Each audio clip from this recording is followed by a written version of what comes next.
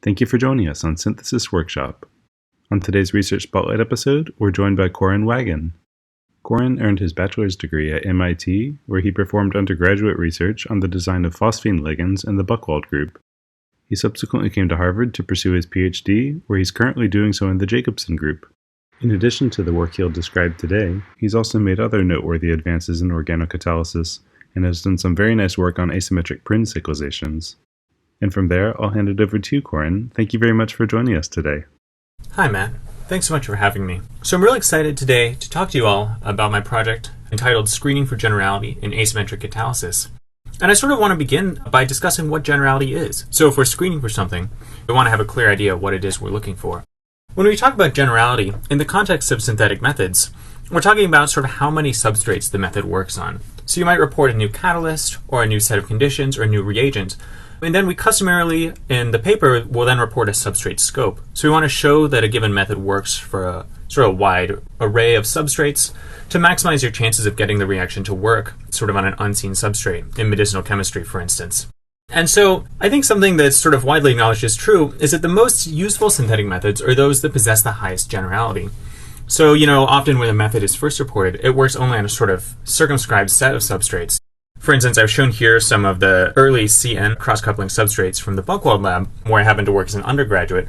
And you can see that this was a really groundbreaking paper, showing you could form aryl CN bonds with palladium, but it only works on really a few substrates. You can't tolerate too many functional groups on the aryl halide. So this is not what people would call a very useful method yet. It's academically very exciting, but it's not super useful. And then if you sort of fast forward 2 decades, you can see that now, after all of these advances, new reaction conditions, new ligands for palladium, now the reaction works on sort of basically anything you can throw at it, with certain exceptions. But for sort of an unseen nitrogen nucleophile and an unseen aryl bromide, you can have somewhat high confidence that you can find conditions that will let this reaction work. And so today, CN coupling is a very, very useful way to make aryl amines, whereas in 1995 it was not. So if we take then this goal that if we develop synthetic methods, we want to make them as general as possible, I want to sort of examine how we discover new synthetic methods or new reactions in the context of generality. So we can imagine plotting on a graph all of the different substrates on the y-axis and all the different conditions or catalysts on the x-axis. So essentially you move along the x-axis as you perform reaction optimization, and your goal is then to maximize how good your y-axis variables are. And so what this might look like is you might screen first on a model substrate. So this would be represented sort of a one-dimensional screen shown as this green line. So darker green regions are better. Let's say, in the context of enantioselective reactions, that's closer to 100% EE, and lighter green gets you closer to 0% EE. And I've plotted this too as a conventional line graph. And what you do is, so you do a screen, you take the best result, maybe you do a few different rounds of screening, which might correspond to, temperature, solvent, catalyst, etc. And then once you've got a good result for your model substrate, then you sort of screen along the y-axis. So you try a ton of different substrates, and you see how good of a result you get when you sort of explore new regions of chemical space. And what we often find is that we do pretty well in regions that look like the model substrate, and then as we move farther away, the results sort of taper off. And so what you might do is you just report all of the dark green substrates, so you put all the good ones in the paper, you report all the bad ones in the supporting information if you're feeling particularly upstanding, or you don't report them if you're a little insecure, and then you sort of move on. And so typically what we find is that the methods are somewhat general, but not super general. But if you imagine being able to look at the entire space, not only looking in one-dimensional lines, what we might find is that it doesn't really look anything like what we mapped out with our initial screening. Perhaps there are these whole huge mountains that we're missing just only looking at these narrow slices. Even if we restrict ourselves to asking what the best condition or catalyst is, there might still be a best method that we're just totally unable to find because we're looking at the wrong model substrate, or because we're looking at a single model substrate. So sort of the obvious solution is then to try to look with multiple substrates, so to perform a multiple substrate screen when we discover new catalysts. And this is a very old idea. It's actually as old as I am. So I was born in 1998, and Henri Kagan pioneered this idea of multi-substrate screening in 1998. And I think that this is sort of obviously the correct solution to this. Like, we can gain more information by looking at more regions of substrate space when we're performing optimizations. And I might point out that although there's a lot of different ways this landscape could look, we might say, oh, there's like obviously sort of 2 maxima here, and we're going to want to develop 2 catalyst systems. There might be situations where either catalyst or substrate effects are dominant, or where there's this sort of form of catalyst-substrate matching, such that every substrate demands a different catalyst. Sort of in any of these scenarios, you're not going to be able to figure out what the landscape looks like unless you look at more than one substrate. That the results you get from any one substrate, in almost all these cases, are going to be misleading. So it's really important to look at multiple substrates. And again, I don't think that this is super counterintuitive, but the real challenge here is just that it's hard to look at multiple substrates. It's many times more expensive, and the calculation in the field has been, I think, consciously or unconsciously, that it's just not worth it, that the burden is too high. So to understand why people haven't really used these multi-substrate optimization methods, it's worth thinking about how we typically get enantioselectivity values from enantioselective reactions. And typically what you do is you run a reaction, then you isolate the product somehow, usually via flash column chromatography. Then you take a racemic product, you find separation conditions on some sort of chiral instrument, HPLC or an SFC or a GC. You find a method that separates the two peaks, and so you'll optimize all sorts of parameters to do that. And then once you have your nice perfect separation, then you're actually able to analyze your enantioenriched sample and using UV detection, figure out what the EE value is. And so this is a very time-consuming process, and this actually, I think in many cases, dominates the amount of time that we spend optimizing reactions. So it's pretty quick to set up reactions in most cases, but it's somewhat time-consuming to analyze them. And it's pretty tedious work.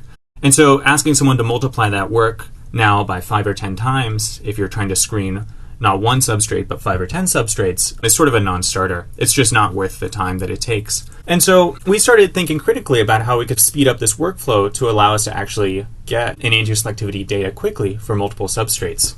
And what we realized was that a lot of this workflow is contingent on needing pure material and also needing one run per substrate.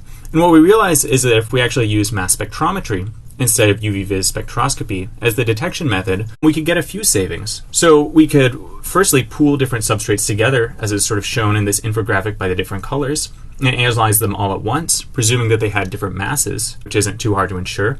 There's a lot more masses than there are compounds. And then from there, what we could do is actually use gradient elution methods, since we don't have to worry about a flat UV baseline. And we also can inject crude reaction mixtures, because we don't need to worry about a pure UV trace, because we're looking by mass spec. So as long as we don't have a bunch of impurities that happen to have the same mass as our products, then we don't even need to worry about using pure material at all. The idea goes, at least, that we would be able to save a lot of time and really speed up analysis. And I'll point out that this is sort of only a problem for enantioselectivity measurements because it's so difficult to separate enantiomers. So in contexts where you just care about the yield and you don't worry about the EE, people do multi-substrate optimizations. So there's nice work from Merck and Pfizer sort of with these vast high-throughput experimentation projects to study all sorts of reaction permutations. And so here we're tackling the harder subproblem of measuring enantioselectivity in a high-throughput manner as well. And so this was all sort of conceptual. This was an idea we had a few years ago. And when we sat down and actually tried it, initially our results were just horrible. They were beyond awful. You analyze a 80% EE sample and you get 5 or 10% EE. And this was over COVID and I felt like I was losing my mind. But eventually what we realized, and a mass spec expert probably could have taught us this faster, is that the MS response is very, very dependent on concentration.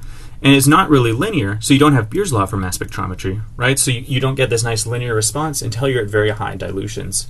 So this graph here on the left simply shows the MS response as a function of concentration. And it shows that in the typical analytical regime, the low millimolar, we're very, very far from a linear response. But once we get down to below about 100 micromolar, then we actually can get linear response. And so when you double the concentration, the peak area actually doubles like we want. And then on the right shows what happens when we try to look at scalemic, so somewhat enantioenriched samples. I'm plotting the percent peak 1 area, so from 0 to 100% on the x-axis of the sample, so we know this because we mix both enantiomers together. And then on the y-axis, I'm showing the peak 1 area that we measure. So again, from 0% to 100%. So a perfectly accurate measurement would look like a y equals x line. So it's this black line running through the middle of the diagram. And at 10 millimolar, which is a somewhat high concentration, but not insanely high, what we instead see is that a 1090 mixture actually looks like a 3070 mixture. And so we're essentially making every sample look much more racemic than it is. But then we show that once we get down to these lower concentrations, so that 10 to 100 micromolar regime, then we start to do a lot better and things become okay. So once we realized that we just needed to do everything, essentially as dilute as we could go without noise completely dominating our signal, then we started to actually investigate how to resolve overlapped peaks. Because a key part of this proposal is that we would separate mixtures of compounds, which means we couldn't tune our method precisely for each compound. And so today's chiral columns are very good, but they're not good enough to give you baseline separation for every pair of enantiomers on the first try. So we figured we were going to have to make do with a lot of partial separations. And what we found is that using modern peak fitting algorithms and peak processing software, we were able to actually get quite good results from overlapped peaks, which I think goes against the prevailing wisdom in the field. And so I've shown here just some particularly nice results. So these are two overlapped peaks, and if you use the naive vertical drop method of integration, you don't get very good results for this class of problem. But when we use a more intelligent curve fitting approach using parametric peak models we developed, then we're actually able to get an almost perfect match to the theoretical enantioselectivities. I'd like to highlight the case in the bottom right of these peak figures, where we're able to accurately integrate a large peak followed by a small peak. And that's a really, really difficult case because it's easy for the small peak to get lost in the tail of the larger peak. And so we were pretty pleased to see that we did so well in this case. So with this SFCMS assay for EE in hand, we're anxious to try it on mixtures of compounds to see if we could actually get reliable data when we mix a bunch of compounds together. And what we found was that we could. So this is what a whole data set looks like for a mixture of 20 different racemates. And so let me just walk you through this figure. So on the y-axis here, we have mass, so the charge to mass ratio. And on the x-axis, we have retention time. So this is showing one SFCMS run and all the masses that elute at various times. And so you can see here, I've put a box around these two enantiomers. And so what you see is that the same mass, you get one brightly eluting peak. So the bright color means that there's a lot of masses ionizing in that region. And then another peak at a slightly different time after that. And that's what a racemate looks like. So that's a really, really nicely separated racemate. And you can see these too. If you're looking for a blip and then another blip on the same horizontal line, you can actually see a ton of these as you look around this figure, showing how well we're able to separate all of these compounds at once. And I'll point out here, the structures of these compounds are available in our paper, but essentially it's just all of the complicated looking pharmaceutical racemates we could buy. So these compounds have very little similarity to one another. They're not all the same class of secondary alcohols, for instance. It's like really anything we could throw into the same vial. I will point out that there's a few sources of error here we can see. So there's some persistent mass spec impurities that we think arise from either plasticizers or pump oil. That's pretty common in mass spec to see these persistent impurities. We just try to avoid them with our compounds. For instance, 371 is a pretty bright line here. And then also we see this more insidious phenomenon of ion suppression, where sort of brightly absorbing peak seems to suck up all the ions from the droplet and then prevent other compounds from ionizing as much. So we see when we have a bright peak, there's this dark band, this shadow it casts above and below it. As we throw more and more and more compounds in, we do start to see these sort of pathological errors creep in, where this compound that looks like a 50-50 mixture on its own then looks like 45-55 because there's another peak co-eluting with one of them that slightly reduces the area of the second peak. And so we can't eliminate these sorts of behaviors altogether, but it's much, much better than in UV. So we tend to see about a 6 or 7% RMSE in the EE values we find, and most compounds are better than that. So it's not the end of the world, although it does increase our error somewhat. Now that we knew we could analyze mixtures of different enantiomers all at once, we're excited to try this on a reaction. And the reaction that we actually decided to go with was the Pictet-Spengler reaction. So this is a very, very old reaction, combining a tryptamine with an aldehyde to form a tetrahydrobeta-carboline. And this may look like sort of a quirky tricycle, but it's actually a very important class of natural products, so incredibly bioactive. And there's a variety of natural products shown here on the top, and then a variety of synthetic drugs shown here on the bottom that all incorporate this tetrahydrobeta-carboline scaffold. This enantioselective Pictet-Spengler problem has received a lot of attention over the years. And there's actually really a ton of catalysts that have been reported for this reaction. And so this is not all of them by any means, but this is, I think, many of them, especially of the bronzite acid catalysts that have been reported. There's a variety of chirophosphoric acids. There's hydrogen bond donors that are used cooperatively with a weak acid, or that bear their own weak acid internally, like HBD2 from the group of Daniel Seidel. And so, given how much ink has been spilled over this reaction, you might think that this was a solved problem. But in fact, we have the sense sort of in the field that it's the opposite, that it's not really clear for a given target that you want to synthesize which of these compounds you'd want to use, which would be performing well, which would perform poorly, and sort of if it was even possible for an unknown target. And indeed, in total syntheses, you can find that when people do want to incorporate a Pictet-Spengler reaction, sometimes it works well, sometimes it works poorly, sometimes it works okay, but after some sort of extensive tuning. And so I think there's really no guideline for what the best, most general Pictet-Spengler catalyst is out there, which made us think that this was a pretty exciting problem to try to solve with this new technique. And so, given that we wanted to do a 2D screen, so catalysts against substrates, the catalyst set was pretty obvious, so we thought we would just try all of these catalysts. But the substrate selection question took a little bit more thought. So how do you choose a set of 10 or 15 substrates to screen against from the vast array of chemicals that are possible? And in the end, we combined a few considerations, but leaning heavily on chem informatics to try to design a substrate set that was diverse and didn't echo the biases that you find in the literature. So the substrates we ultimately chose here are on the left. You may notice the somewhat chaotic compound numbering. That's because we ended up rejecting some substrates that we initially thought were interesting, but turned out to be totally unreactive or unstable, etc., etc. So we sort of chose about 30 or so substrates we were interested in, and then chose about half of those that ended up working without too much trouble. And then on the right, we've plotted all of our substrates in red in this map of chemical space. So this is done using molecular fingerprinting and UMAP dimensionality reduction. The details are in the paper, but essentially closer together compounds are chemically more similar. And you can see that the alkyl substituted tryptamines cluster on the left, and the aryl substituted tryptamines cluster on the right. And then so gray is a set of all of the Pictet-Spengler compounds we thought were interesting, or at least a lot of them. So, an in silico set of about 500 that we thought just covered a vast amount of Pictet-Spengler space. The blue is all of the compounds that have been previously reported in the literature in all of those papers with the catalysts that I showed previously. And what you can see is that the blue compounds don't really cover much of the gray space. There's a lot of, benzaldehyde, there's a lot of just basic tryptamine, there's a lot of parachlorobenzaldehyde, but there's not a lot of coverage in regions that bear interesting heterocycles or interesting halide substitution, etc., etc. And I think that's a pretty common phenomenon in the chemical literature. And so what we were pretty pleased to find is that our red compounds were sort of more evenly scattered throughout this gray space, that they weren't perfectly scattered. We're not, with 14 compounds, able to cover all regions, but that we're doing a better job than the blue compounds. Then we also picked some compounds in yellow here for testing in the end after we had optimized our method, and we'll come back to that later.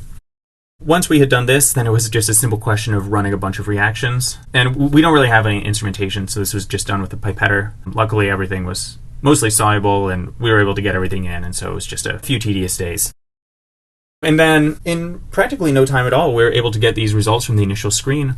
The way it worked is essentially every column here is a single measurement on a few different chromatographic columns. We essentially pool by columns, so one catalyst gets a vial, another catalyst gets a vial, yada yada. So you can see a few things. So one, most of the numbers are pretty low. So, your average number isn't like 85%, your average number is probably closer to 20 or 30%, which indicates that this is really a hard and unsolved problem, and that there's some interesting structure to this data set. So for one, substrates 23 and below, so sort of these bottom four substrates, look to be on the average easier. These are the substrates that bear a neutral indole, as opposed to the ones bearing an electron-rich indole, so sort of 11 to 19, all look pretty bad. There's essentially no really promising hits in the region of electron-rich indoles. And we'll come back to that in a second. There's trends of catalyst structure too, as well as trends within individual catalysts. So we can see that if we look at all of the bis hydrogen bond donors on the left half here, rows 1 through 8, then we see there's some pretty common trends. So substrate 9 is pretty good for all of them. The substrates above that are really bad. The substrates down below are pretty bad. Whereas then if we move over to sort of more structurally varied catalysts, we see totally crazy things. So for instance, catalyst 12 is really, really good for these electron-poor indoles, whereas catalyst 9 is much better for the neutral indoles, 23, 24, and 28. In the process of trying to break this all down, we ended up developing something we call the generality metric. So this is not meant to be the last word in generality metrics by any means. I'm sure someone will come up with a better one. But just an attempt to quantify all these different EEs for different substrates into a single number that helps us to compare these catalysts. And this is essentially based on the L2 norm. So it rewards both higher average EEs and catalysts that give EEs that are closer together, looking to find catalysts that have the best chance of giving a not terrible EE. Based on both chemical intuition and this sort of generality metric G, we find that the sort of spinal chirophosphoric acid 12 is the most promising catalyst here. So you have some nice EEs in the 80s. We do pretty well for neutral and electron-poor indoles. We do okay in the middle as well. So given that none of the catalysts really show much activity at all for electron-rich indoles, we decided to sort of do a solvent screen for a single substrate to see if there's any chance of improving at all under different conditions. And we actually found that catalyst 12 again showed pretty good results in some different solvents, so 2-methyl-THF and ethyl acetate. And that this trend was sort of recapitulated across all the catalysts we looked at. So we didn't really look at every catalyst, because some seemed pretty discouraging. But we looked at probably the most promising half of those catalysts. And in every case, we actually found that ethyl acetate or 2-methyl-THF were slightly better than toluene, or significantly better. With that in mind, we then tried ethyl acetate and 2-methyl-THF for our two most promising catalysts, so Catalyst 1 and Catalyst 12, against every substrate in the training set. And what we found is that although, we didn't really see a big difference for Catalyst 1, so some substrates were better, some were worse, but overall the generality was about the same or slightly worse going to these solvents. We actually found that for Catalyst 12, the spinal phosphoric acid, we saw a big improvement for a lot of substrates in going to 2-methyl-THF. Now, that's sort of counterbalanced by the fact that a few substrates stopped giving any detectable product. So, for instance, 9 and a 1 just fall off the map. But overall, we were really encouraged by this, and we did see sort of an increase in generality. We then did a screen of a lot of chiral phosphoric acids. So we tried 2 in the initial screen, and then we tried another 10 or 15 in the follow-up screen. We found, some were better, some were worse, but overall Catalyst 12 sort of maintains the highest degree of efficacy. And this matches what the authors who originally reported this catalyst, Lin and Wang, found. So they also did their own screen and found that Catalyst 12 was the best. And so now sort of with this best result in hand and with the results from the whole screen to look at, we can examine the question of what would have happened if we'd only done single substrate screens. And something that I find really striking is that Catalyst 12 is actually the best single catalyst for almost none of the substrates under study. So if we look here, I've highlighted the best result in each row in red, and we can see that there are substrates for which Catalyst 12, on the far left of the right plot, is the best, but it's relatively few. And in all the other cases, shown here in red, other catalysts do better. So if you had only looked at one substrate for your screen, you might have easily come to the conclusion that any number of catalysts were the best catalyst to do the Pictet-Spengler reaction. And that would have been the correct conclusion for that one substrate, but probably the incorrect conclusion overall. I think that highlights sort of the importance of doing this sort of multi-substrate screening. We have here some pretty good evidence that it's not the case that a catalyst that's better for one substrate will be better for other substrates. In fact, it's quite often the opposite. And so that's, I think, a pretty powerful demonstration of the importance of this technique. So this was all done in the screening workflow I showed, and so we couldn't use the most precise conditions possible. There are ways to do very precise high-throughput screens involving robotics and automation. We just don't really have those capabilities in-house at Harvard. But once we had found an optimal set of conditions, we were able to repeat them more carefully using oven-dried vials, mole sieves, air-free, etc., etc. And we were excited to see that this both restored efficacy to some poorer performing substrates, and then also pretty much raised the EEs for every substrate under study. So now, on the very far right here, we see a lot of EEs over 90%. Every substrate still doesn't work perfectly. I'm sure this is not the last word in Pictet-Spengler chemistry. But it's really a sign that we found something that has substantial generality, and that would be a useful start for an optimization program for a given substrate or class of substrates. And so now for a final test for our methodology, we wanted to test substrates that we hadn't optimized the reaction on. And so, you could summarize maybe our pitch as, we're over-optimizing to single substrates, so we should optimize to multiple substrates to prevent overfitting. And you might well wonder, are you just then over-optimizing to multiple substrates? So we wanted to see if substrates that we hadn't explicitly chosen the catalyst on still performed better. And so we chose 3 different compounds, tried them against a few different catalysts, including our optimal conditions, and found that sort of both under screening and optimal conditions, Catalyst 12 was the best by a long shot. So we were able to get all of the EEs over 60 under our initial screening conditions, and then after all of our condition optimization, we were able to get the EEs even a little bit better still. So I think this is a pretty nice demonstration that we're not just overfitting to a bunch of different compounds, but instead we're actually finding something that's meaningfully more general than previously developed catalysts. And so I'll end this here, but I just want to summarize some of the key takeaways I got from this study. So one is just that pooled SFCMS is a useful analytical method, so a nice way to determine a bunch of enantioselectivity values quickly. And this doesn't have to be used in the context of screening for generality. It doesn't have to be used for small molecule catalysis. It could be used for any number of things, just whenever you have a lot of different substrates to analyze. You might consider using SFCMS, and you might consider pooling different substrates together. All of these advances together, I think, are multiple orders of magnitude faster than what we were used to do in the lab. And we've released some code to help with the peak fitting, if you're interested in that. But even just using this crudely to get a sense of how enantioenriched various samples are could be, I think, really enabling, even without fancy computational techniques. On the generality point, I think a key conclusion that I take from this is that multi-substrate screening actually finds catalysts that are neglected by conventional screens. So it's not just the case that we can confirm that single substrate screening works by looking at multiple substrates. We actually sort of start exploring different regions of chemical space. So we go different places when we screen multiple substrates and we find different things. And if all you want is a catalyst that works well on one substrate, for a process chemistry route, for instance, then it's probably fine just to screen one substrate. But if you're developing a method and you want it to work for a lot of things, then multi-substrate screening seems like a really good approach. And finally, I think to me, perhaps the most unexpected conclusion of this study is that there are already catalysts out there that display substantial generality. So I started this project sort of envisioning that I'd be doing this massive optimization, making lots of catalysts, trying to find something that had really promising generality across a wide array of substrates. And what was sort of surprising was that Catalyst 12 was just sitting there. It's a commercial reagent. It's already out there. Someone else made it. I just have to buy it and put it into Flask, and it gives amazing results. On the one hand, that's just a testament to all of the great work that's gone into this idea of privileged catalysts over the years and finding and identifying all of these novel catalyst frameworks that are super exciting and super useful. But it's also sort of amazing that I don't think that this fact was widely appreciated previously in the literature. And so that's really encouraging. That means that, there might be these great results out there that don't require years and years of work, that just require someone to look in the right way. And I think that's exciting and sort of hopefully inspirational for people working on this problem of generality moving forward. So with that, I'd like to conclude my talk. Really grateful to Merck for letting me do this collaboration, and my collaborators, Spencer and Eugene, and my advisor, Eric. And yeah, thanks for having me on your channel.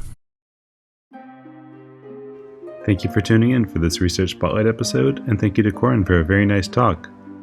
If you enjoyed the episode, you can support us by subscribing and telling your peers about this podcast, and feel free to send us any questions or comments you have. Follow us on Twitter to stay up to date, and see you all next time.